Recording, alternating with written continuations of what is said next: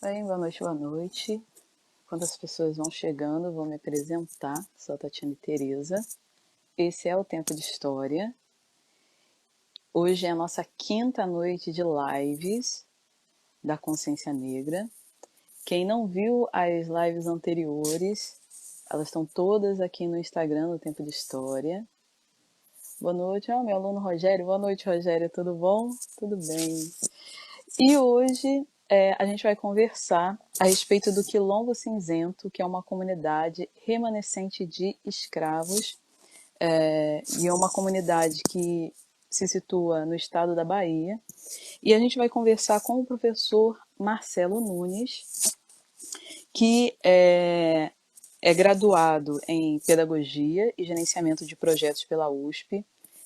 Ele é especialista em psicopedagogia, é professor de primeira infância e ele vem da comunidade do Quilombo Cinzento. Eu vou chamar o professor aqui para a gente começar a conversar, que tem muita coisa interessante que eu estou muito curiosa para saber. Só um minutinho.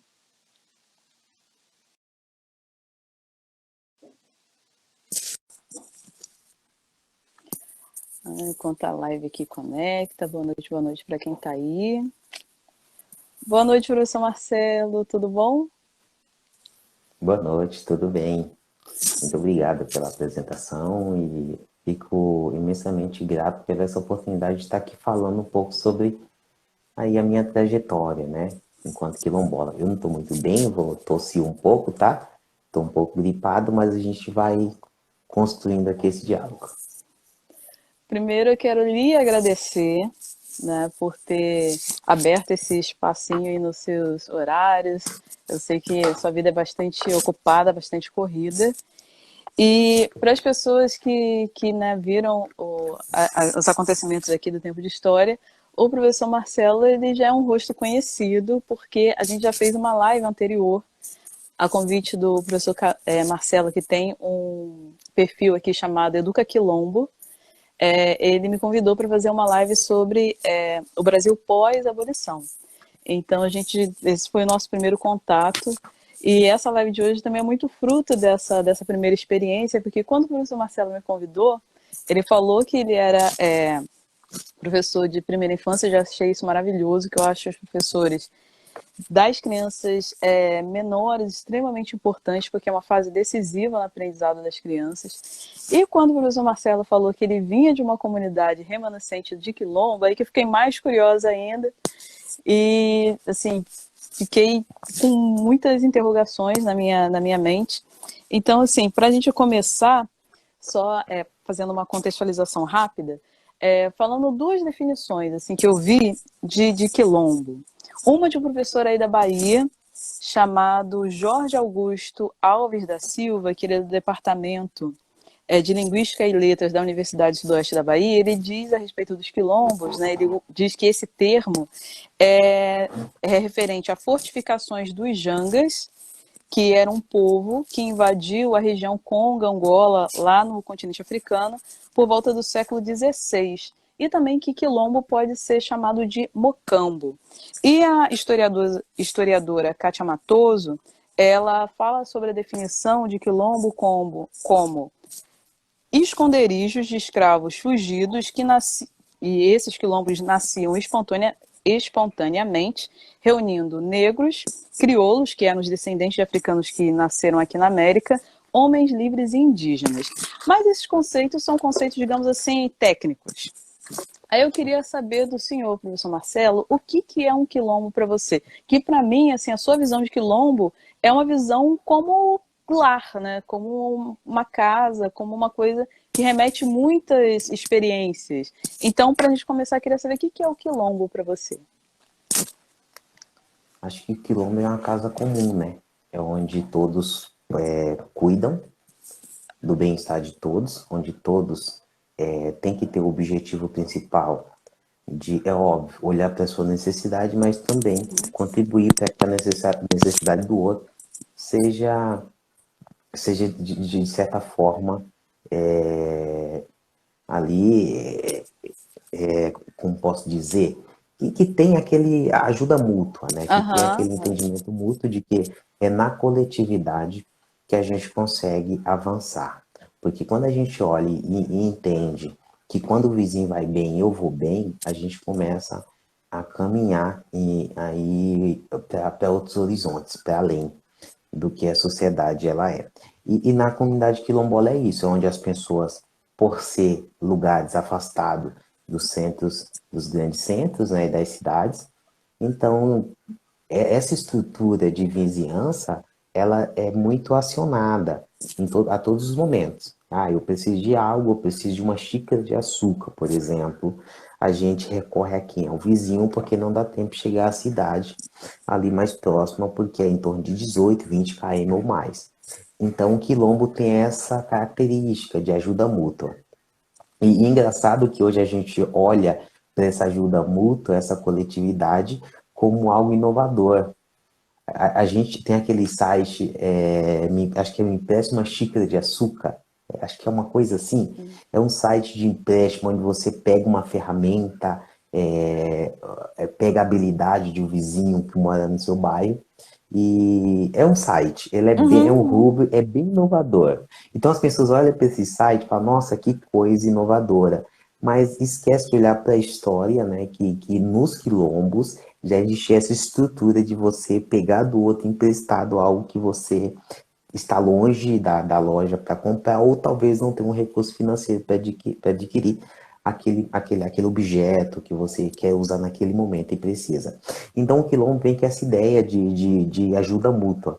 E é por isso que eu trouxe esse exemplo desse site, porque a gente olha hoje para esse site e fala, nossa, que coisa inovadora. Uhum. Mas quando a gente olha para o passado, para os quilombos, até principalmente alguns autores vêm dizer que as grandes periferias são quilombos urbanos, a gente vê que nos quilombos urbanos tem muito também essa característica da ajuda mútua, de a coletividade ajudar o outro, né? Então é essa união. Então é justamente isso, o quilombo é essa união. Quando isso é rompido, e aí tem muito, porque quando a gente fala de viver em sociedade, no coletivo, essas rupturas elas vão acontecer aí por N fatores. Mas quando isso é rompido, de certa forma, não que isso vai desfazer aquela ideia central do quilombo, mas e Uhum. vocês têm um pouco de retrocesso. E aí tem aquela nova construção de construir esse entendimento novamente. Mas o quilombo também é isso. É ajuda mútua, é a coletividade com o único propósito de avançar. E assim, pensando na história, assim, como que surgiu o quilombo, assim, mais ou menos? E também o nome, né, que é um nome bastante curioso, Quilombo Cinzento. Então, o quilombo, ele surgiu ali com os avós da minha bisavó. A minha bisavó, ela morreu com 115 anos, né? Morreu em Nossa. 2004.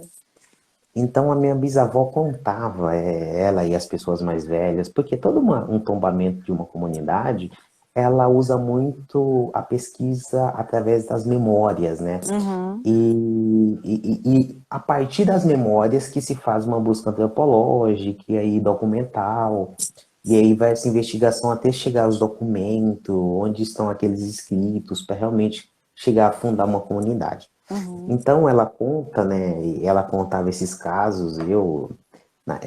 Na época, quando minha bisavó morreu, foi 2004, eu já tinha 14 anos, 14 para 15 anos. Isso, 14 para 15 anos.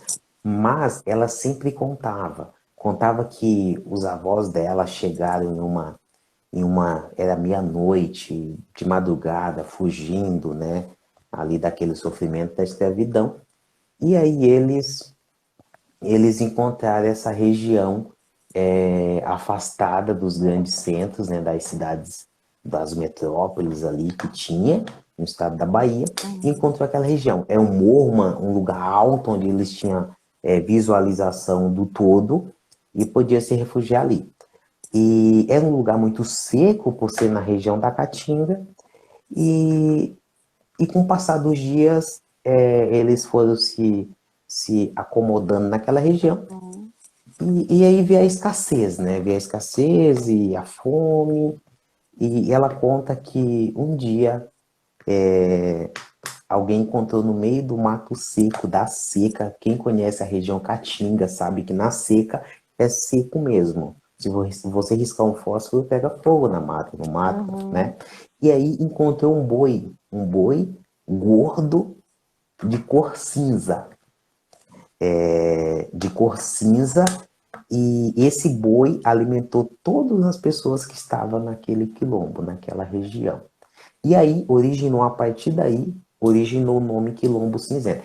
Cinzento primeiro, aí depois que veio o Quilombo, veio ali a complementar o nome, Quilombola Cinzenta.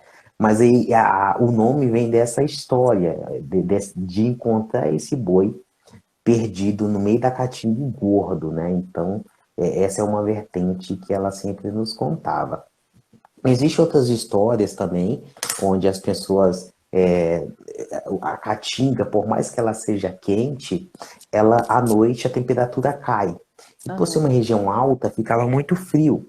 Então, como as pessoas estavam vindo refugiadas de quilombo, não tinha muitos casacos, roupas, né?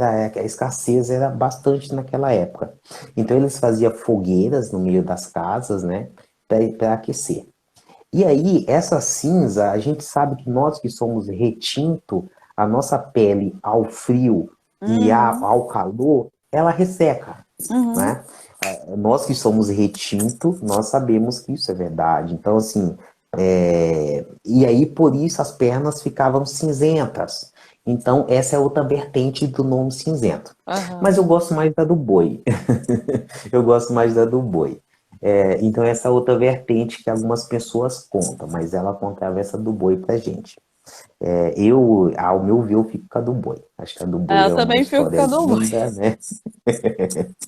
A gente sabe que é uma realidade para a nossa pele retinta, ela ter essa característica de não suportar o frio e o calor junto, tem a Sim, questão do sim. ressecamento, mas eu acredito na do boi, que a gente, as lendas, elas existem até hoje, então a lenda, ela fica para sempre. Verdade. Eu também fico com a do boi, acho mais interessante. É, na nossa última live, eu me lembro de você ter dito a respeito da situação atual do quilombo, assim, né? Que ter havido um certo esvaziamento. Aí eu queria que você comentasse um pouco como é que é o quilombo hoje, assim. E por que que você acha que esvaziou? Porém, fatores, porque Uhum. a gente vive uma situação, acho que olhando para o Brasil, desculpa, Nada. como um todo, que a cultura nossa, ela é muito desvalorizada. E só para ter o caso recente, Fundação Palmares é um dos exemplos dessa desvalorização e desse apagamento das memórias, Verdade, esse desserviço. verdade. Então, quando a gente olha para a cultura, né, por mais que é uma cultura que foi sofrida, olhando aí para os nossos ancestrais, eles sofreram muito ali com o final da escravidão, que essa questão de tentar ir a ferro e a fogo construir uma nova vida sem recursos, né, onde Uhum. nós sabemos que não teve recursos. E então, quando isso é mesmo que tenha um tombamento, é uma comunidade quilombola, mas que ao mesmo tempo, por ser hoje é cultural, você olhar, Quilombo de Palmares, é cultura, né? Ali é Uhum. história, onde as pessoas vão visitar, as pessoas querem saber o que aconteceu lá, tudo mais. E quando a gente olha para esses quilombos menores, que não teve toda essa auxílio da mídia, midiático, de olhar, não, ali também teve uma história, precisa ser vivida, precisa ser conhecida. Então, quando a gente olha para esses fatores, isso vai dizer, ó, as pessoas saem porque não tem uma fonte de renda que vão sustentá-las ali. Então, esse foi um dos motivos para o esvaziamento, né? Onde você tinha um certo acúmulo de pessoas mensalmente das universidades, fazendo pesquisas, perguntas, entrevistas, mas isso não traz nenhum recurso financeiro para sustentar Sim. as pessoas que moravam lá. Aham. Isso trazia. talvez mais angústia e sofrimento. Porque quando você traz uma memória que talvez não é tão agradável, isso não é confortável para ninguém. Porque uma coisa é você falar uma coisa boa, né? Ou uma coisa é eu estar aqui falando de uma coisa que eu quero falar. Agora, Aham. uma coisa é você bater na porta de alguém e perguntar aí, como que foi você passar aquele sofrimento? Então, assim, e aí eu sempre falo que você lidar com memórias dos outros, você tem que ter um certo grau de intimidade. Então, as pessoas, elas iam muito lá para conquistar a confiança das pessoas. Só que essas pesquisas não trouxeram nenhum recurso financeiro, né? E tudo bem. Talvez a pesquisa hoje no Brasil não seja valorizada. Talvez vai ser algum dia. A gente vê pelo cenário que estamos. Uhum. Mas e isso tudo fez com que o quilombo esvaziasse, que as pessoas buscassem outros lugares para se sustentarem, se manterem. Então esse foi um dos motivos do esvaziamento. Hoje, lá em 90 até anos 2000, o quilombo tinha em torno de 300 pessoas. Hoje que mora lá, não chega a 15 pessoas, eu acredito. De 15 a 20 pessoas.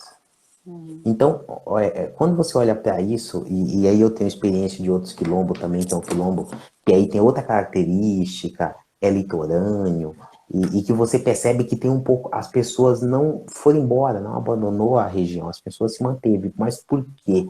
Porque a situação financeira é outra. Lá eles vivem de turismo, eles vivem da história da região, como a região foi construída, que é o quilombo de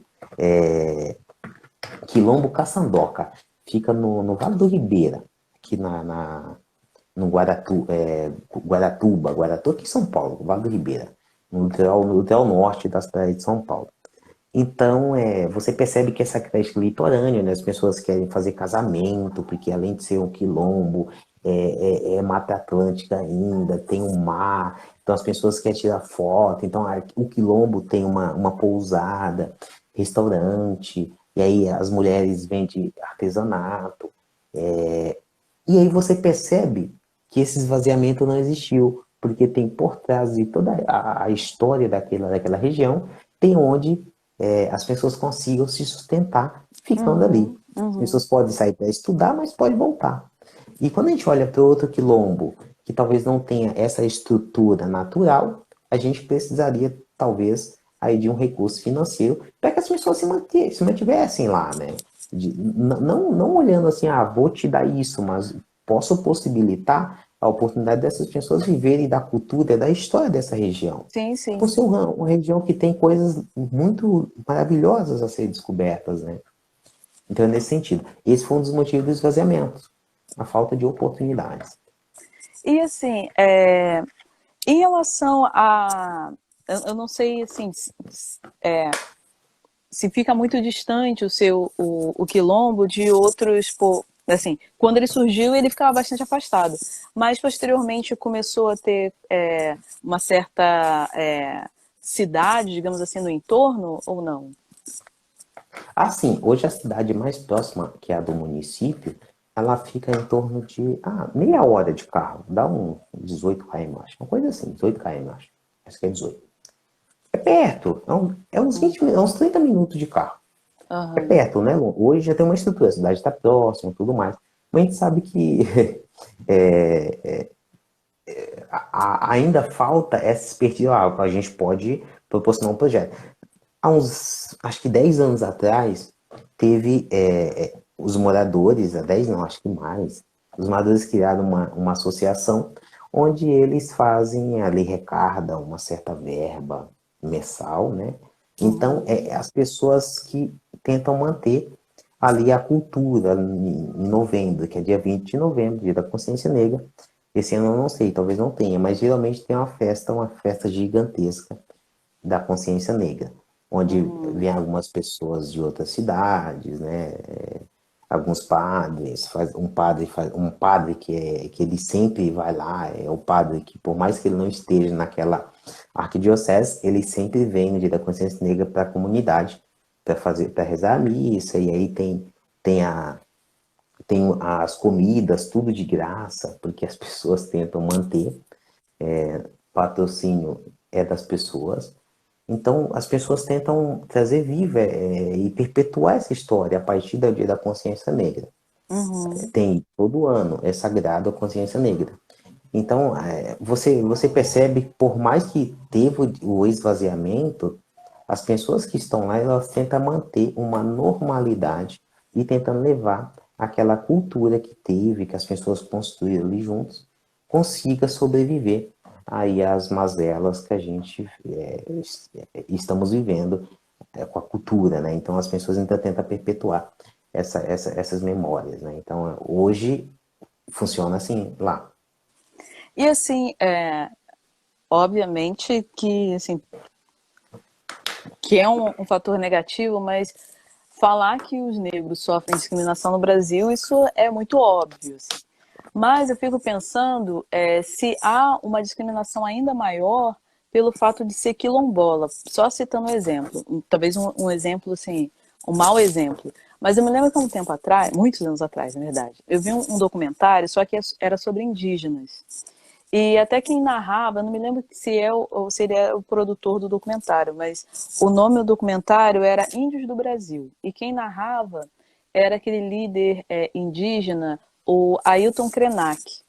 E eu achava interessante que tinha umas partes desse documentário que se perguntava a pessoas que tinha o estereótipo, né, todas as características indígenas, se a pessoa era indígena.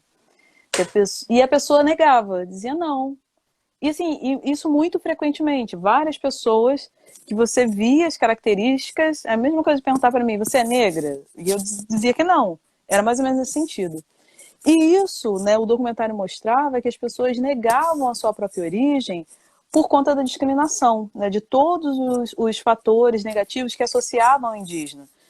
Como inúmeros que tem nesse imaginário brasileiro de, sei lá, o indígena ser preguiçoso, ou de ser quase um selvagem, de ser, né, com características animais, essas coisas que a gente sabe que infelizmente existem. Eu queria saber se as pessoas da comunidade, por serem quilombolas, elas sofrem ainda mais discriminação por esse fator. Primeiro, que as pessoas nem sabiam que existia quilombo até muitos anos atrás. Muita gente, se você perguntar, sabe o que é o quilombo? Vai pensar, quilombo? É de comer? Porque Nossa. o que a gente sabe de indígena? A gente sabe que na aula de história a gente tinha lá no mês do. Eu me recuso a te lembrar o mês. Uhum. Não quero nem saber, porque dia de indígena é todo dia. A gente tinha o que? A gente tinha que pôr um cocá, fazer um cocá de pena, levar uma Uhum. pena de casa e pôr na cabeça. Então a gente Uhum. também não sabe o que é indígena. A gente não conhece a cultura indígena. Uhum. A gente não conhece. Uhum. Porque o que a escola nos mostrou foi isso, que indígena usava um cocá com 3 penas na Pintava o cabeça rosto. e uma saia. Tem professor de história que nem contava que pintava o rosto. Usava uma saia de pena. Uhum. Isso que a gente sabia de sobre indígena. Então, de quilombola, que não sabia nada mesmo. Não sabia nada mesmo. Porque na aula de história, eu, pelo menos nas minhas aulas de história, eu não Uhum. tive nenhuma aula que falava sobre quilombola. Não tinha essa Não tive. percepção. Nossa, muito interessante Hum, isso. então, se você para pensar, as pessoas não conhecem a comunidade quilombola. Né? E dependendo do estado que você está, as pessoas nem sabem que naquele estado existem comunidades quilombolas. Nossa. Porque em muitos estados existe ainda aquela guerra entre os grandes fazendeiros, né? Onde eles, onde eles, onde eles onde eles querem aumentar o seu poder, né, ali na região, querem aumentar as Uhum. terras. Então, eles não têm a preocupação de que aquelas terras sejam reconhecidas pelo INCRA, que seja tombada como modo indígena ou como um quilombo. Então, tem muitas comunidades quilombolas indígenas que estão paradas, estão lá, não é nada. Então, a gente ainda tem essa pequena confusão aí. Uhum. Então, quando a gente fala assim, nessa questão de ser mais discriminado ou não, o negro quilombola ele é conhecido como negro. Uhum. Não tem essa distinção, porque as pessoas não sabiam até muitos anos atrás o que era um quilombo. As pessoas não conheciam. Aham, E aí eu reforço que a gente também não conhecia o que era o que é ser indígena, aham, aham, porque não tinha essa visibilidade. Hoje tem uma visibilidade maior. A gente tem alguns autores indígenas, professores indígenas, que dão cursos, né, sobre a história e a cultura deles. Tem o Daniel Munduruku, que tem alguns livros indígenas, infantis. E aí a gente começa a olhar que a gente ainda não conhece muito. E a gente podia ter construído pontes para que as escolas crescessem, desenvolvessem, conhecendo a cultura do país que vivem, né? uhum, com certeza. Então, quando você essa pergunta, você é mais discriminado por ser negro, negro quilombola? Não, as pessoas me enquadram, eu sou um negro na Uhum, sociedade. aham, Porque esse conhecimento de quilombo é muito recente, nem todos ainda sabem que existe comunidades quilombolas. Agora, se a gente fala quilombo Palmares, as pessoas falam, Palmares, né? Palmares, aquele líder. Mas existem outros líderes também, outras pessoas que fundaram esses quilombos menores, que não teve tanta visibilidade, né? Não, e, não que ele não seja, ele é importante, ele é uma aham, figura emblemática que mostra que lutou, que teve aquela garra, determinação, mas também existem outros atores ali nessa sim, cena, né? e muitas pessoas não sabem que foram inúmeros os quilombos no território brasileiro todo, né?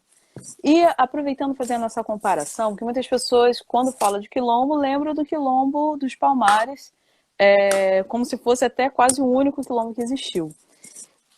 Assim, você é uma pessoa que transita pelo meio acadêmico também.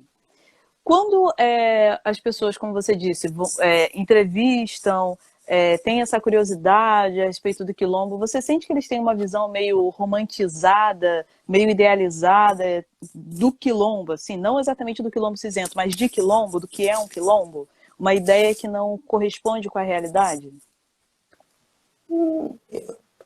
Eu não percebo isso, eu Uhum. percebo um som de que, nossa, mas o que tem no quilombo? De pergunta, de questionamento. Porque são pessoas que não tiveram contato. Uhum. Então as pessoas não conhecem. As pessoas falam, mas o que tem no quilombo? Nossa, sério, tinha. Mas não se tinha o Palmares, que tinha as guerras, as brigas. Então, você percebe que que o quilombola está muito atrelado à luta, à resistência né, Uhum. do quilombo do Palmares, à luta de espada mesmo. Uhum. Nossa, mas lá tem muita guerra, né, de sofrimento. E não. É por isso que eu falo que quando a gente apagou essas memórias, e aí eu incluo a indígena também, porque a gente apaga essa memória dessas Uhum. comunidades Uhum. tradicionais. As comunidades ribeirinhas também é um povo que sofre muito e sofreu e sofre ainda com esse apagamento dessa memória, dessa cultura. Então a gente esvazia o currículo da escola e fala, nossa gente, mas a escola não é só isso, a escola tem outros fatores também que são importantes. E não que seja só papel ali da aula de história, no ensino, né, na sexta, sétima série e tal, não sei, não lembro mais, mas é nesse meio, ali da quarta, quinta, sexto ano, né? Que tem mais esse Uhum. conhecimento de história, eu não sei. Você tem uma propriedade para dizer. Então, não Uhum. seria importante também trazer isso? Ah, vamos falar disso?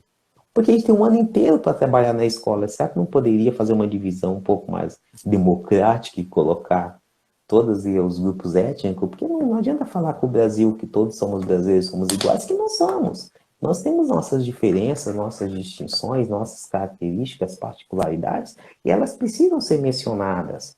Porque quando a gente fala de uma escola que tem que representar todos que estão lá, se a gente só olha para um grupo étnico, a gente acaba desvalorizando o outro. E aquele outro passa a não sentir mais pertencente daquele grupo. E a gente passa a não cumprir o nosso papel. Uhum. Eu concordo com você plenamente, assim, o currículo de história, o currículo das outras disciplinas também, mas eu falo de história porque é o que eu leciono, é um currículo muito ainda eurocentrado e também muito voltado para a história fora do Brasil, né? A nossa própria história, ela tem um olhar ainda muito elitizado, né? Como você mesmo disse, vários povos, vários grupos, e às vezes a gente coloca no meio, mesmo guarda-chuva, digamos assim, né? de termos, indígena, como só se houvesse uma etnia, ou só um tipo de povo, ou até mesmo os negros, né, não vendo essas diversas experiências que acontecem, a gente ainda tem muito ainda para mudar os livros didáticos, os currículos, a grade curricular, a gente está muito, mas muito distante da nossa realidade, assim. E deixa eu te perguntar também, você falou que no dia 20 de novembro existem, né, a festa no Quilombo, e eu me lembro quando a gente conversou para tentar fechar a data, né, para essa live, aí você disse que porque em novembro você é muito requisitado, né, as pessoas, né, são muito requisitadas. E assim, como é que fica meio sua agenda? Assim? Você sente um aumento da procura das pessoas para que você fale da questão, né? Por exemplo, novembro é o mês, digamos assim, da consciência negra. Existe uma procura maior nesse mês do que no restante do ano, assim, para as pessoas querendo informação, querendo te ouvir? Na verdade, assim, eu falei requisitado no sentido de que, se a gente olhar as agendas das Uhum. pessoas negras que estão dispostas a falar, porque falar é difícil.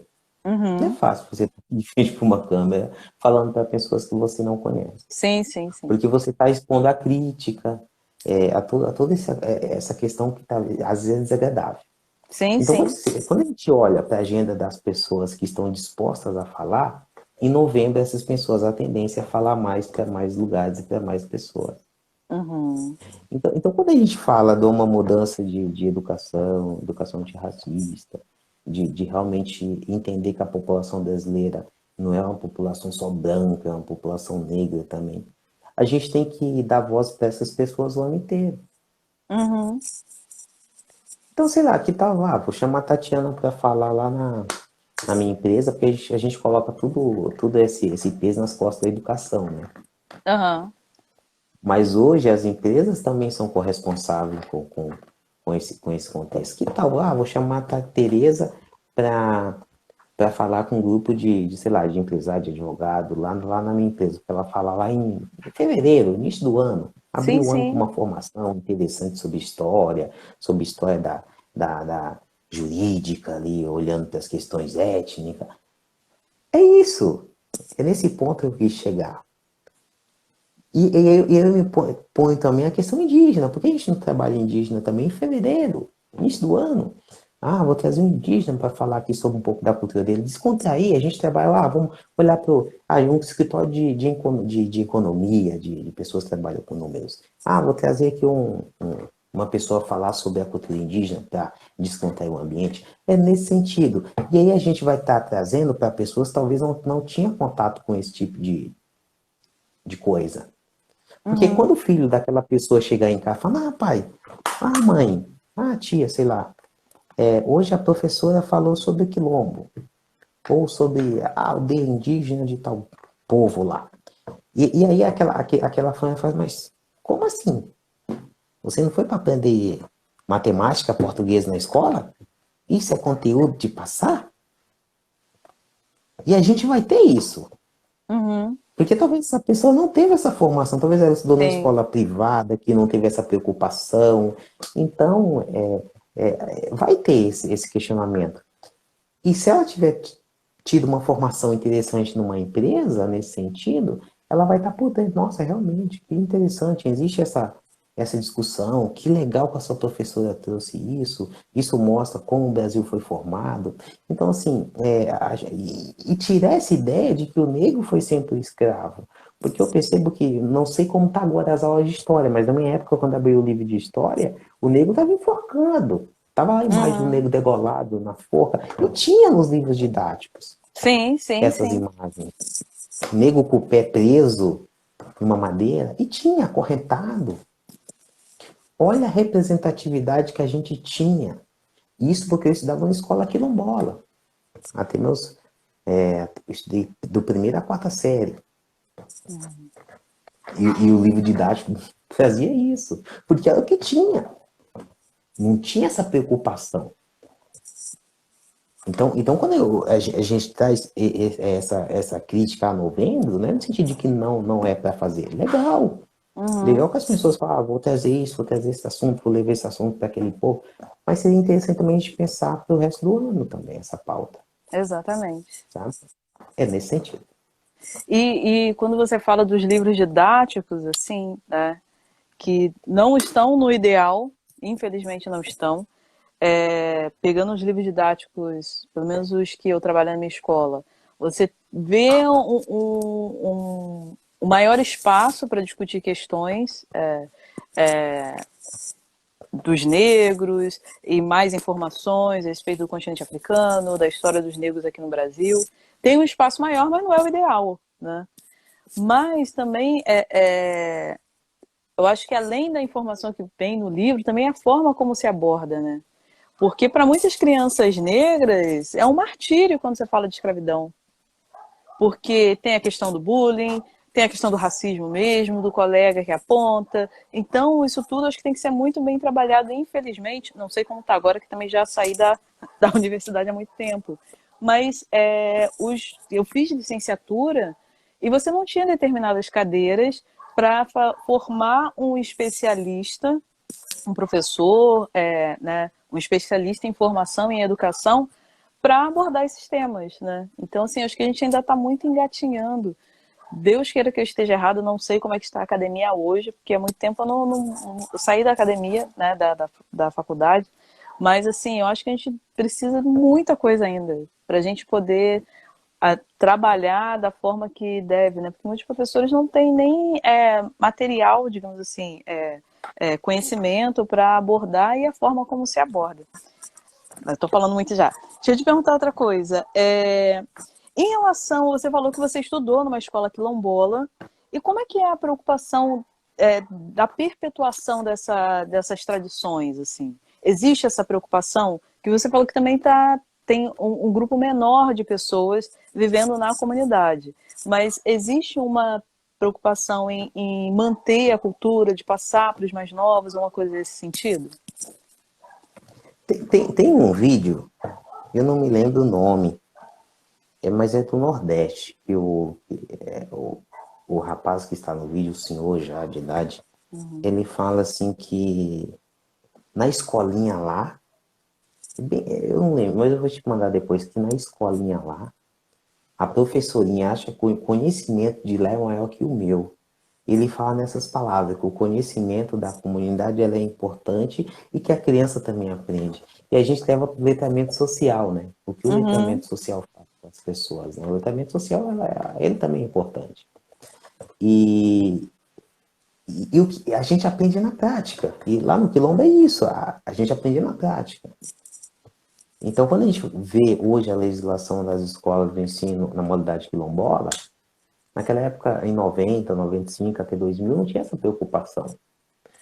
Então, o que tinha, passava na cidade, tinha na escola também, quilombola. uhum, E por ser umas cidades pequenas, né, essa preocupação com a formação do professor era muito baixa, não tinha essa preocupação. Então, meus primeiros professores não tinham formação para ser professor. Eles eram bons, sim, eles tinham muita uhum. boa vontade de estar ali, de dar o seu melhor, mas não tinha toda uma formação continuada para estar atuando numa escola quilombola, porque eu acredito que quando você tem uma pessoa formada e que ela tem uma certa ali a formação continuada para estar realmente numa comunidade quilombola, vai ser mais significativo para aqueles alunos, Uhum. o aprendizado. Então, apesar da escola é um aprendizado ali tradicional, e o que o quilombo ensinava na sua cultura, a perpetuação, era nos festejos, né, nas reuniões, aí com os primos nas brincadeiras, né, em janeiro tem o famoso desfile de reis, que ele é onde tem a tradição de sair ser dias, onde os adultos saem brincando, cantando reis, sai de casa em casa, e ali aquilo vai repassando. Eu não consegui aprender a cantar reis, né? Eu tenho um primo que ele tocava flauta nos ternos de reis, e ele era uma brincadeira, porque o adulto brincava, então a criança presenciava o adulto brincando. Porque você vê Uhum. hoje adulto, é diferente de você ver um artista adulto cantando uma música no palco, né? E quando você vê as pessoas numa casa em roda, né? A famosa roda, tocando instrumentos e cantando, às vezes até desafinados, mas eles estavam brincando com cantigas de roda, né? E aí são 6 dias, e brincando. E essa brincadeira, só de ver, de estar ali as crianças durante o dia, que eles variavam 6 noites ali, com aquela brincadeira, as crianças acompanhavam durante o dia, e ali as crianças aprendiam. Em junho, né, tinha a tradicional festa junina, onde as crianças também iam aprendendo como funcionava a cultura, né? Então, aprendi a cultura, então a bola é passada através da interação mesmo, Aham. do adulto criança, dos festejos, das festas, das reuniões, comemorações, né? Então, funcionava assim. Eu acredito que assim que é perpetuada a cultura. A gente não vai ensinar a cultura para alguém, a pessoa já nasce ali no contexto cultural, ela vai introduzindo essa cultura com convívio, né? E deixa eu te perguntar, na nossa última live, você comentou que há muito tempo, assim, a maioria das comunidades quilombolas viviam completamente isoladas, né? Até com o advento de tecnologias, isso fez com que vocês começassem a fazer essa comunicação, né? Como é que é? Existe meio que uma rede de social, digamos assim, que vocês conseguem se conectar com outras comunidades remanescentes? Ou existe, sei lá, um evento, um festejo onde que vocês vão visitar outras comunidades? Existe isso na comunidade do Quilombo? Ah, sim. Tem a CONAC é uma instituição que ela olha para as comunidades, né? E a CONAC, geralmente, eu não sei como funciona agora, mas a CONAC, ela olha para todas as comunidades, então ela sempre faz alguns seminários, e aí as pessoas juntam ali os líderes, não todas, os líderes, né, os Uhum. presidentes, e encontram determinada data do ano, 1, 2 vezes no ano, para debater algumas metas, né, algumas pautas, né, olhando nesse sentido. Então existe uma comunicação direta, onde as pessoas se encontram e aí debatem algumas metas. Então isso faz com que as comunidades se aproximam. Mas eu acredito que deveria ser mais efetivo isso, sabe? Eu Uhum. acho que é pouco ainda. E deixa eu te perguntar também, estou cheio de perguntas aqui. É, você, né, a gente estava comentando anteriormente a respeito das comunidades que, em relação às demarcações, né? A questão dos fazendeiros que muitas vezes querem tomar conta da área, né, que é da comunidade. E como que é essa relação de vocês com a administração pública, assim? Porque, por que eu estou, né, só para dar uma contextualizada, por exemplo, hoje, o professor que fez a última live comigo, na terça-feira, o professor Edjô, ele até me mandou uma reportagem que saiu no UOL Notícia, de uma comunidade, de um quilombo também aí da Bahia, que é do próximo ao Rio dos Macacos, que infelizmente eles estão tendo problema com abastecimento de água por conta da Marinha meio que, né, tá meio que vedando o acesso deles ao rio, o que dificulta a questão do abastecimento de água na comunidade, também até por questões religiosas, questões rituais. E como é que é essa questão na comunidade? O território já é demarcado?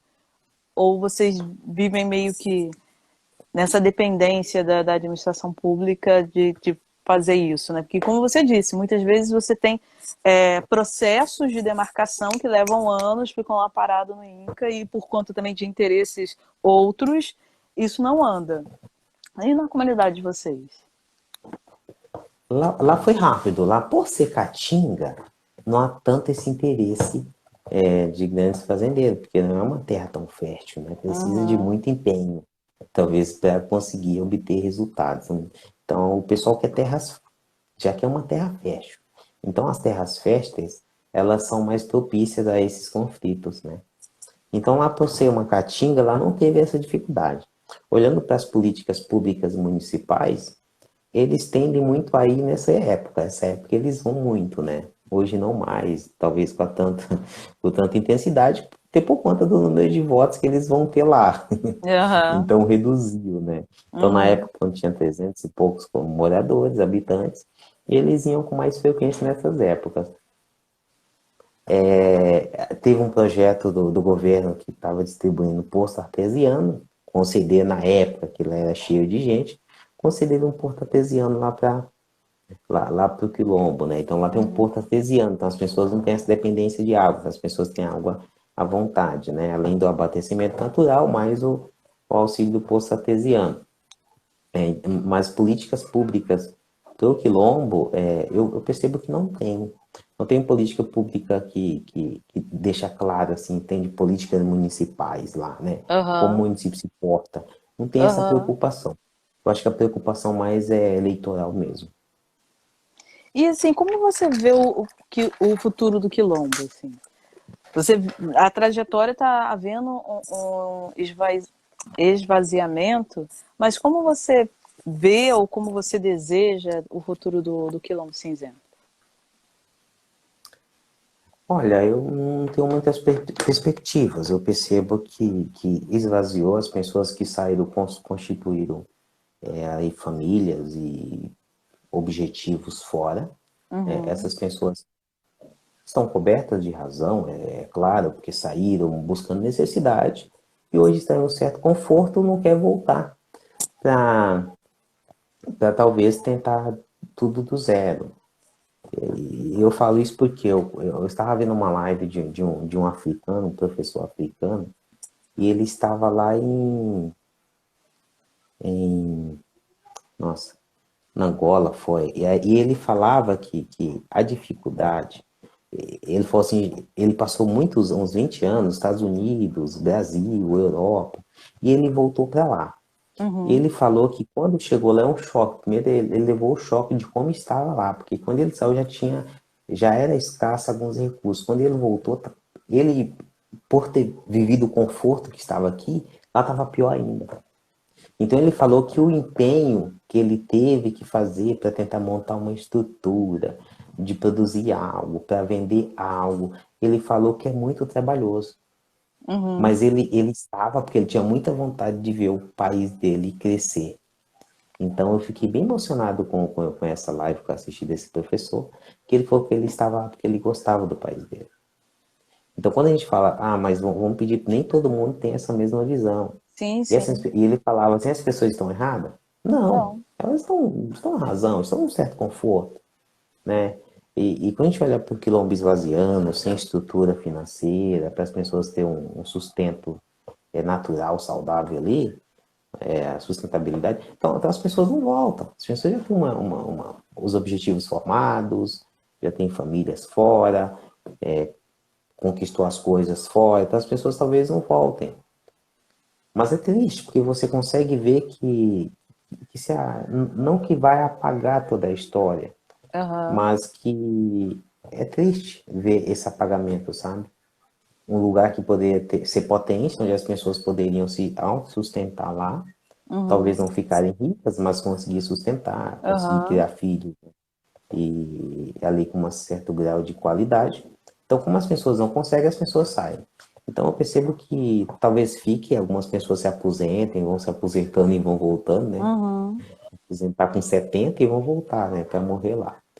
Então, eu percebo que a perspectiva de volta seria essa. Se conseguir se Aposentadoria, aposentar. aposentadoria meu dia e aos 70 anos, né? Então, seria nesse sentido. Mas é isso, acho que não dá para julgar também as pessoas por que elas saíram, né? Com certeza. Você tocou na questão da criação dos filhos, assim, e, e você, além de ser pai, também é professor né, de primeira infância. Aí eu queria assim que você pudesse comentar como que você, né, quais são as suas estratégias, como que você educa os seus filhos e também, de certa forma, né, os seus alunos para atuarem, para viverem no mundo que a gente vive, né, um mundo racista, um mundo com tantos problemas raciais, assim. Só a educação. Eu acho que a educação, ela, através da educação, de projetos, com a ludicidade, brincadeira de roda, cantiga de roda, você consegue mostrar que a diversidade ela está ali e ela tem que ser respeitada. Eu acho que não dá para ficar dando murro em ponta de faca, que a gente vai estar causando mais conflito ainda. Eu acho que a gente tem que ir com muita cautela, cuidado e perseverar sempre. A gente não pode desistir.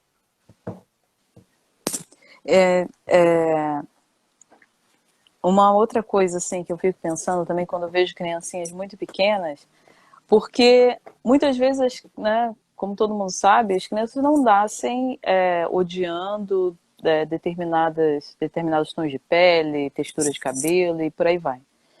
Mas, por outro lado também, tem crianças muito pequenas que aprendem, infelizmente, muito cedo a fazer discriminação, né?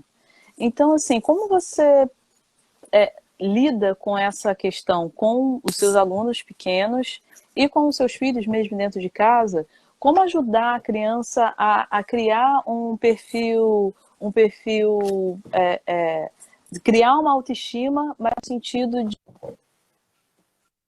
que a gente vive numa situação que muitas vezes o padrão de beleza não é nosso, você é bombardeado 24 horas por dia por imagens, né, que não é você não está representado ali. Então, como é que você lida com isso, tanto na sala de aula e também com seus filhos em casa? Como ajudar uma criança a construir a autoestima frente a essa situação né, de a gente muitas vezes não ser o padrão de beleza, digamos? Eu acho que com contação. Eu estava falando isso ontem. Eu acho que contação de história. Quando você leva para a sala uma história que tem um personagem negro, né? E aí no dia seguinte você leva uma história que tem um personagem indígena, um personagem branco, você já mostra que ele está sendo representado ali. E quando você mostra na capa quem escreveu um livro, tá ali a foto, eu acho que os autores todos tinham que pôr fotinha, sabe, na capa do fundo, a fotinha dele lá. Quando você mostra aquela foto e a criança vê que aquela pessoa tem a mesma tonalidade de pele, é uma representatividade. Nossa, escreveu um livro, né? E isso é importante. Eu estava aqui em casa, eu estava procurando esses dias no YouTube um canal de YouTube que tinha crianças negras fazendo esses canais, sabe? Que a criançada gosta. Uhum. E demorou para achar. Eu achei um único canal americano. Não. O único brasileiro no estilo que hoje eu não achei. É até engraçado, o nome do canal é Gugu Gaga. É americano. E aí tem um padrão diferente, porque você vai nos outros canais no YouTube, geralmente as mães são magras, loiras, brancas, né? Não que não possa ter, tem que ter tudo, gente. Tem tudo, todo mundo tem que ser representado lá, né? Isso. E nesse canal é engraçado que a mãe ela é gorda, né? Não tô aqui também. Mas ela não é um padrão que tem lá no YouTube. Aham. O pai também, eles são negros, a família é toda de negros, pai, mãe negra. E eles são gordos. E aí você, nossa, mas que legal. E as crianças gostam de assistir esse canal. Eles gostam. Porque eles, de certa forma, eles se veem representados. Nossa, e aí, olha o papai. Não, não sou eu, aquele é outro papai. Então tem essa questão de você viver lá na TV. Então, quanto isso é importante, né?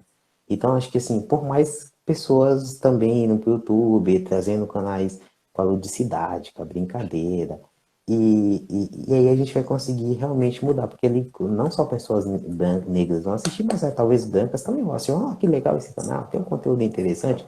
Então vai começar a tirar essa impressão que muitas pessoas ainda têm, nossa, eu não gosto de negro, porque é isso, né? Sempre atrelado aqueles canais de noticiário de 6 horas da tarde, né? Dessas emissoras que sempre mostra as pessoas algemadas, né? Então a Uhum. gente tira também essa imagem, esse medo, Sim, né? Através sim. da brincadeira, da cultura. Então, nesse sentido, acho que tem que ter mais pessoas falando. Então. E deixa eu te perguntar também, frente a essa situação, você sendo professor, né, e muitas vezes a minha preocupação nesse momento da pandemia, e também esse é um dos motivos dessas lives, assim, é por conta de que principalmente por questões financeiras, mas também por outras questões, muitas vezes os jovens abandonam a escola, né? Por mais, às vezes, que eles queiram continuar na escola, mas entre a escola e a questão financeira, infelizmente, muitos têm que decidir pela questão financeira. E eu fico pensando, né, como que você, como professor também,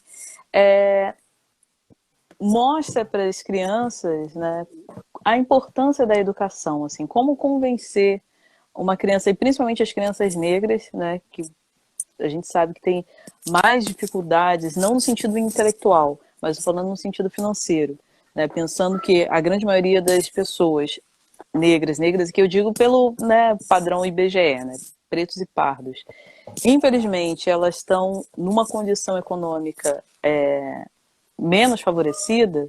Então, infelizmente, essa questão do abandono escolar também se concentra nessa parcela da população. Então, assim, como que você fala para os seus filhos e para as crianças que você dá aula, no sentido de convencer elas que a educação é o caminho, né? Que você falou que a educação é um caminho. E como convencer as crianças, assim, quais são suas estratégias?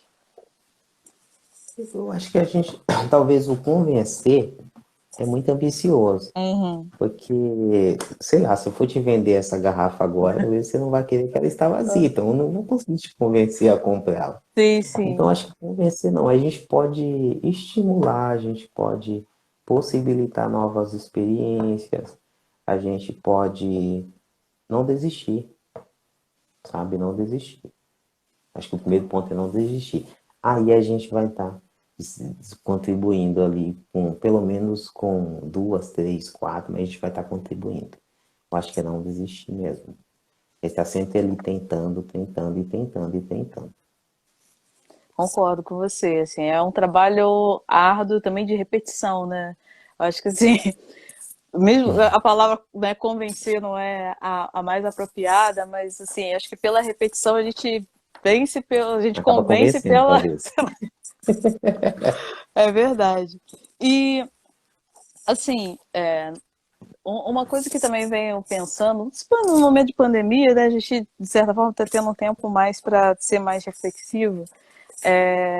E você que tem crianças, né, e tanto da escola, mas também em casa, como que você vê assim essa situação que a gente tá vendo uma ebulição, né, no sentido de movimentos em relação à questão da importância da vida dos negros, né? E como é que você vê isso, ou você explica isso para os seus filhos? Como é que isso chega neles? Ou você prefere meio que preservar eles? Você tem essa conversa com os menores, assim? Com os pequenininhos? Ó, na escola, como está parada, assim, na escola a gente não tem Uhum, muito contato com as crianças. Em uhum, casa, essa relação, as crianças são bem pequenas, né? Então, essa conversa do movimento, toda essa ebulição de protestos, de pessoas indo falar, de pessoas uhum, denunciar.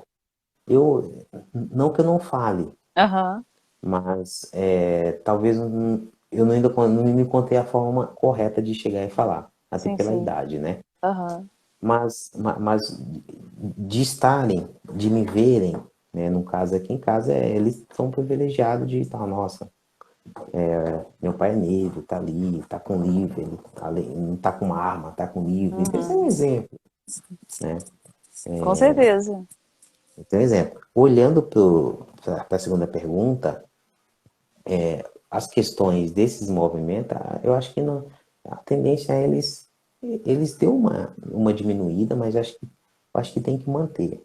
uhum, Porque a gente conseguiu, aí sim, convencer e comover, principalmente as empresas. Muitas empresas começaram a olhar para o seu próprio umbigo, falar, opa, a gente precisa melhorar aqui. Porque hoje saiu uma pesquisa que homens, que a pirâmide a gente sabe que funciona assim, né? Primeiro homens brancos, mulheres brancas, homens negros e mulheres negras. E hoje é uma pesquisa que homens negros ganham menos, ganha menos, quase 40% a menos que homens brancos. Isso com nível superior. Uhum. Porque tá lá, 62% homens negros ganha, homem não tá nem na metade. Isso olhando para ensino superior, homens negros com ensino superior. E essa desigualdade, ela precisa ser vista pelas empresas. As empresas precisam olhar também e falar, opa, a gente pode olhar para o nosso capital humano e tentar melhorá-lo, né? Fazer com que ele fique cada vez mais diverso. Porque se só a gente ter educação pegar toda essa barra, a gente não vai Sim, conseguir sim. nenhum avanço. É preciso que a sociedade se comova. Então, os movimentos sociais, esses movimentos de rua, de protestos, de ir reivindicar direitos, eles são importantes. E deixa eu te perguntar também, chegou uma pergunta aqui. Ah, minha mãe é ótima. Minha mãe tá assistindo a live, acho que por conta da sua serenidade, assim, você é uma pessoa super tranquila. Aí ela me mandou um papelzinho perguntando qual é a religião dele. Se você quiser falar, obviamente. Mas ela tá aqui curiosa para saber qual é a sua religião. Minha religião. Eu, eu, hoje eu não cultuo nenhuma. Uhum. Eu acredito muito na ciência e na bondade das pessoas. Eu acho que a melhor religião é você ser bom, né? E você tentar Concordo, fazer o seu melhor. Eu concordo. não gosto de me alongar muito nesses temas. Às vezes gera muita polêmica. Não, super respondido, super respondido. E a gente meio que se encaminhando pro final da nossa live, assim, uma pergunta que eu tenho feito para as pessoas, porque esse canal, né, do Tempo de História, ele é principalmente voltado para alunos, né? Alunos, então, são adolescentes, são jovens, da rede pública aqui do Rio de Janeiro, tanto do município quanto do estado. Então, assim, eu sempre pergunto para as pessoas, né, que estão fazendo esse bate-papo a respeito das escolhas, né? Quando você olha para a sua trajetória, né?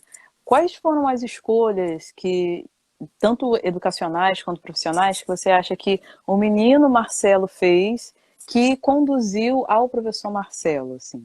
Mas no sentido de uma recomendação para os jovens, né? Quais são as escolhas que você acha que foram escolhas importantes para você fazer essa trajetória e chegar a ser o professor Marcelo?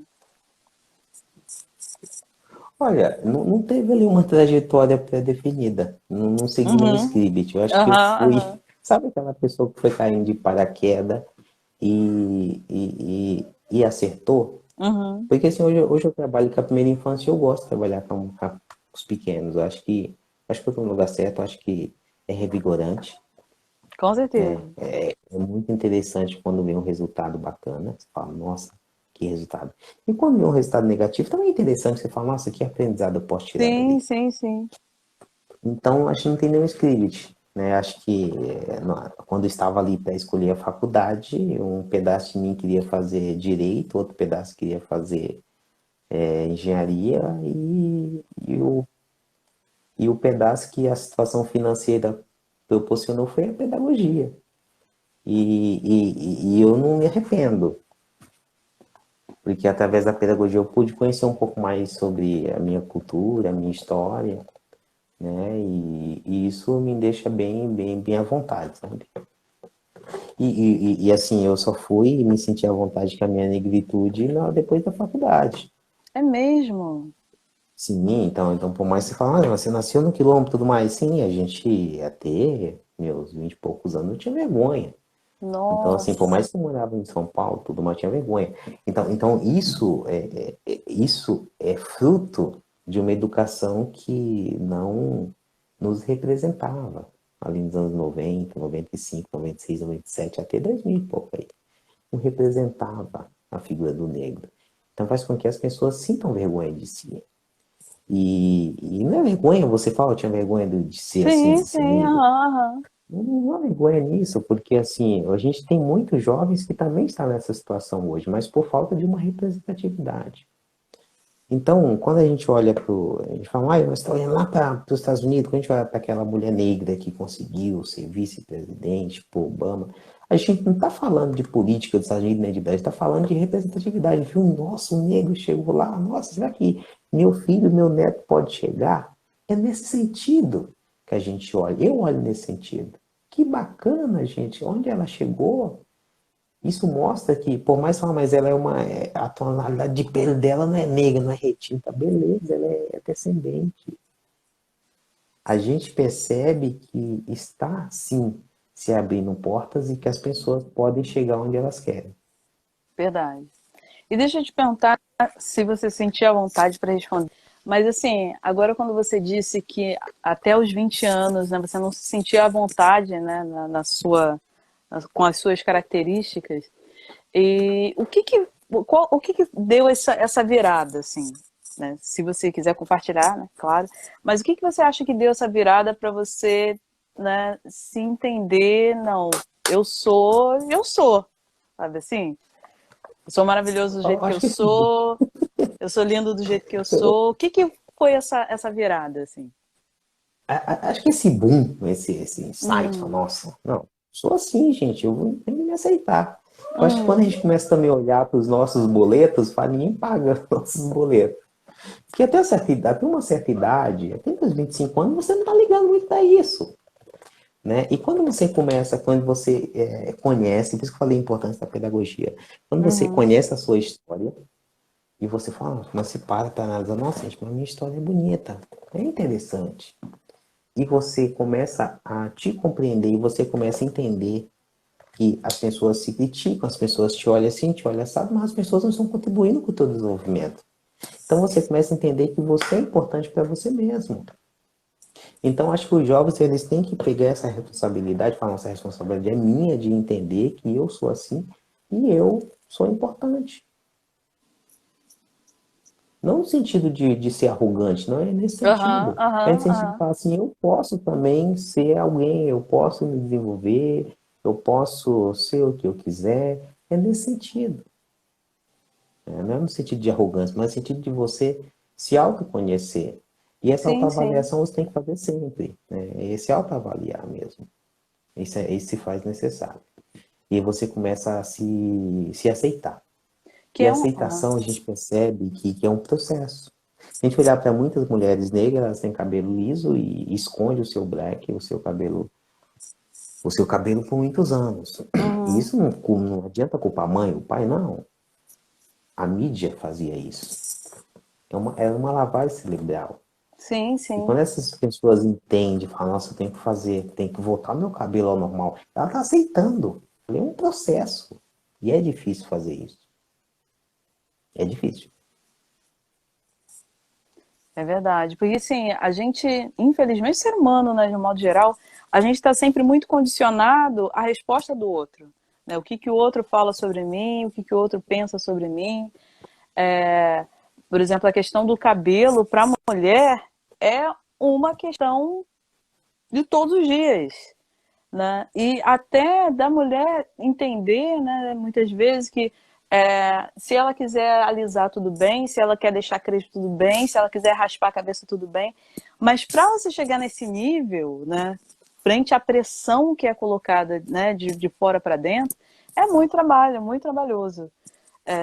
Isso também vai ser tema da nossa última live com a psicóloga Roberta, porque assim, para a gente manter a nossa saúde mental, né, frente a tantas imposições, né, e para os homens também, né, mas eu digo assim, né, o que está na minha pele, para as mulheres, são vários padrões, né, que você tem que se encaixar. E o que é mais louco, não quero adiantar a última live, mas o que é mais louco é que muitas vezes as pessoas te apontam, as pessoas colocam defeito, que o seu lábio é grosso, que o seu nariz é assim, que a mulher tem a bunda assim, tem a perna assim, mas depois vai lá e faz igual. Aí bota coisa, aplica coisa na boca, ri de você, mas depois faz. Aí ri de você e depois faz. Então, assim, é uma questão muito complicada, assim, é pesado, né? Até chegar nesse desenvolvimento psicológico, espiritual, é bastante pesado e também a gente não deve se, às vezes eu penso assim, a gente também não deve se cobrar muito, porque cada um tem seu tempo, né? O ideal seria que a gente, né, conseguisse fazer isso o quanto antes para sofrer menos, né? Por isso que eu penso nas crianças nesse sentido, mas também cada um tem seu tempo, assim, né? E também uma coisa que eu acho importante, acho que por isso que é muito importante essa nossa conversa, porque quando eu vejo um educador como você, preocupado com as questões étnicas, preocupado com tantas coisas que muitos educadores sequer pensam, e um educador que está em contato com crianças muito pequenas, eu acho que isso é fundamental. Porque, por exemplo, né, pelo menos na minha percepção, você, enquanto educador, pode ajudar meninos e meninas negras a se aceitarem de uma forma muito mais precoce do que foi a sua aceitação, né? Então, eu acho assim, maravilhoso, e por isso que eu fiz questão de chamar você para a gente ter essa conversa aqui, isso. Ter um educador, e eu espero que tenham muitos no Brasil, eu espero que muitos ainda venham, com essa maturidade, com esse pensamento, porque a gente precisa muito disso para as crianças negras e não negras também, mas para as crianças negras que, infelizmente, ainda sofrem muito na sala de aula, né? Então, assim, para a criança poder construir sua autoimagem, sua autoestima. E, nossa, falo muito, mas, assim, já nos encaminhando para nosso final, uma pergunta que também tenho feito para muitas, para as pessoas que vêm aqui conversar, o que você, né, enquanto homem negro, o que é ser um homem negro no Brasil em 2020? Assim, como é que você define o seu ser? Assim, como é ser um homem negro em 2020? Olha, eu não consigo me comparar a nenhum dos demais, porque hoje, olhando onde eu moro, talvez por ser muito novo aqui onde eu moro, na cidade, no estado, eu não tenho amigos aqui. Tenho pessoas, assim, colegas que têm um pouco mais de intimidade. Eu falo Uhum, amigos homens, outros negros amigos, uhum, né? uhum. Então, eu acho que estar sempre buscando não ficar maluco, no sentido de emocional, de segurar, sabe? Porque é muita informação, são muitas coisas, e a gente percebe que, né, você que é do Rio, acho que tem mais propriedade para dizer o que a figura negra no Rio de Janeiro representa. Um homem negro no Rio de Janeiro representa hoje. Se ele vai em determinado lugar, ele representa aquele tipo de sujeito. Então, Sim, acho que o sim. homem negro hoje em dia ele encara, para além de tudo, ele encara também essa barra de ter que de evitar alguns lugares em certas Sim, sim. horas do dia. Então, acho que o homem negro hoje representa um medo também. Acho que o medo. Acho que o medo. Só para falar uma outra coisa que não me Claro, perguntou, mas eu claro, por vou. favor. Não, Eu fui por numa loja favor, um dia comprar um pode. presente para meus filhos, né? Aham. Para brinquedo para eles. Eu falei, vou comprar uma boneca negra, né? Pra minha filha e tal. E eu fui numa loja, uma rede grande. E eu te falo, eu não achei uma boneca negra, não tinha. Então, quando a criança vai nessas determinadas lojas, ela não se vê representada também. Por isso que eu falei da importância de extrapolar, tirar esse peso que a gente, enquanto escola, tem, enquanto educador, tem, e levar também a responsabilidade para outros setores da sociedade. Porque dependendo da loja que você vai, você não encontra. E a falta que isso faz. Você se sentir representado naquela loja, na pastilha. Nossa, que legal, é parecida comigo. Sim, Então isso sim. faz falta. Muita. E assim, essa questão dos brinquedos, né? Eu li em algum lugar, agora não vou lembrar, né, onde é que foi, que falava justamente isso, que diminuiu a produção de brinquedos, como bebês, assim, bonecas negras. Diminuiu consideravelmente a produção. E eu não acredito que isso esteja diretamente ligada ao consumo, né? Porque geralmente a produção está ligada ao consumo, com a demanda, se a pessoa compra mais ou compra menos, assim. Mas assim, o que é uma pena, assim. Eu, quando era pequena, não sei como, minha mãe conseguiu achar um bebê negro. Mas assim, e isso eu acho que é importante. como você falou, se vê num cartaz numa propaganda, na televisão, num filme, dessa construção né, da sua representatividade. Né? Então, professor, Sim, assim... sim, acho que é nesse sentido mesmo, porque a maioria dos negros são professores, mas por quê? Porque via algumas professoras negras representando. Então, se a gente tem representatividade em vários setores, o futuro vai aguardar pessoas negras também naqueles setores, porque a representatividade ela é muito importante. Verdade, verdade, concordo plenamente. Professor, chegamos ao fim da nossa live. E assim, eu só tenho a agradecer por você compartilhar suas experiências, a sua serenidade. Às vezes eu penso que eu sou uma pessoa muito acelerada, assim, mas assim, a sua calma, a sua postura diante das questões, assim. Acho que foi um aprendizado maravilhoso a nossa conversa. Dou parabéns a você por ser uma pessoa tão antenada e tão consciente daquilo que está acontecendo. E eu gostaria muito que o Brasil tivesse professores de primeira infância como você, porque é muito importante né, a criança ter acesso à informação de qualidade desde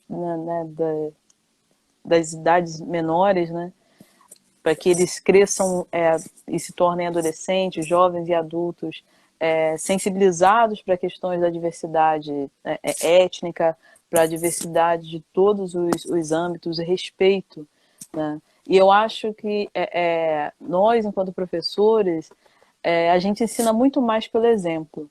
Como você disse, os seus filhos veem o pai lendo, e isso é maravilhoso, porque não adianta você virar para a criança, não, você tem que ler, você tem que ler. E o pai, a criança nunca vê o pai segurando um livro, segurando um jornal ou alguma coisa nesse sentido.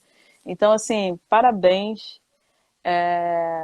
Eu acho que essas conversas que eu estou tendo na live e essa de hoje também me dão uma esperança a mais no futuro, que eu confesso que ando muito pessimista diante da situação política que a gente se encontra, mas conversas como essa acho que me animam, assim, me dá um Anima, né? afago, me vê Só que... para finalizar, Claro, claro, sem, claro. sem querer te cortar, acho que você Nada. está cortando o tempo.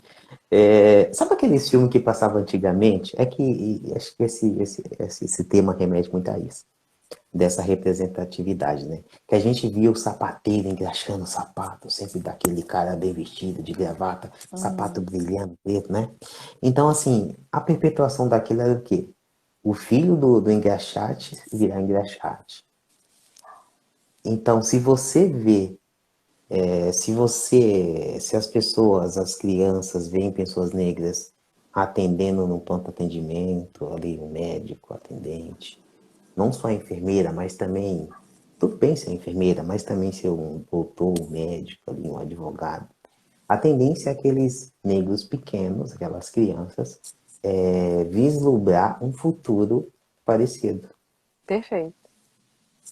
Então, acho que isso encerra um pouco essa questão do ser quilombola, da representatividade. Acho que essa imagem, de quando você vê, você. E aí, esse treinamento de coach traz muito isso, né? De você visualizar o que você quer daqui a 10 anos. Então, é isso, acho que é isso.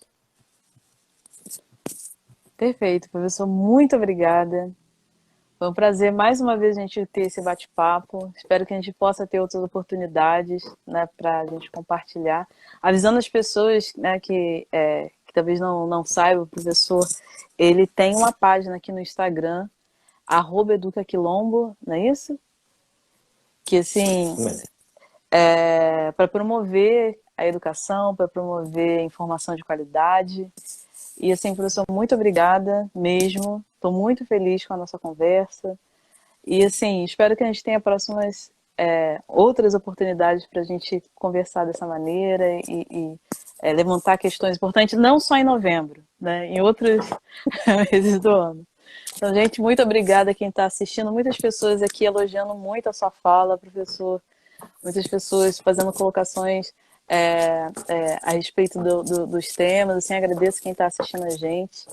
Amanhã também temos uma live que também vai ser muito interessante, que a gente vai falar sobre história, mais especificamente a história dos pretos novos, que eram, como era chamado, os africanos recém-chegados aqui.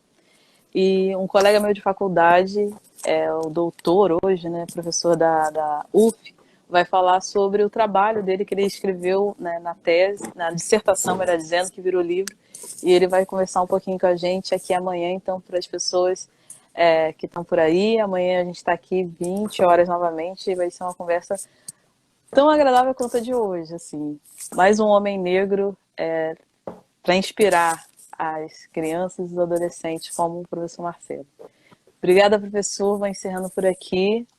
Obrigada a todos que estavam por aí assistindo e até a próxima. Até amanhã, 20 Muito horas. obrigado. Até. Nada. Tchau, tchau.